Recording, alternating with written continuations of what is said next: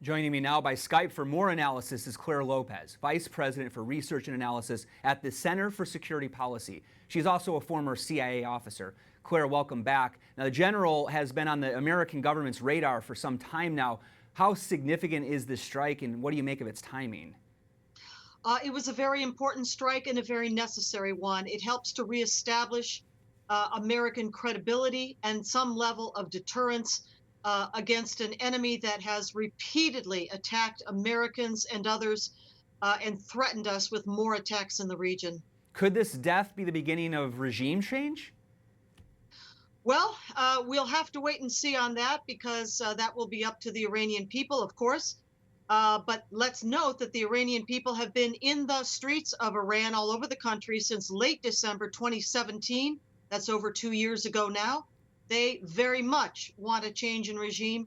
This cannot but help hearten them and give them encouragement. But there are some Americans who are really worried about the fallout from all of this. Well, how about the fallout from the thousands of Americans whose blood was on the hands of Major General Qassem Soleimani, the commander of the Quds Force? How about those Americans? How about the record that he set along with the regime in Tehran for attacking, maiming, killing, kidnapping American citizens over a 20 and plus year period? He's been was commander of the Quds Force since 1998. Is this, though, is this going to create a war? A world war here between Iran and the United States?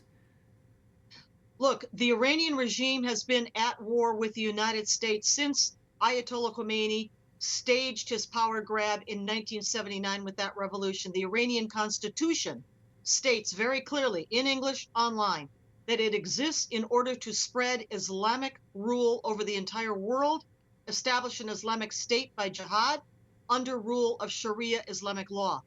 That puts the Iranian regime at war with us and everyone else in the world. It is not the Americans who are wanting war. It is the Iranians and their Islamic doctrine that are pushing it. Really quick, I want to ask you, as a former CIA officer, what do you think the next steps are going to be from the administration? I think that's very much going to depend on the Iranian response. We've heard from the supreme leader, the Ayatollah Ali Khamenei, that after a 3-day mourning period for Soleimani, there will be retaliation. I think we can expect something. I don't know what to say that will be yet. We don't know. Of course, Israel and Americans all over the region in the Middle East are on high alert. We should be on high alert here in the United States, too, because Hezbollah, an Iranian terror proxy, has operational cells all over the United States. Okay, Clare Lopez, Vice President for Research and Analysis at the Center for Security Policy. Thanks for your time. Thank you.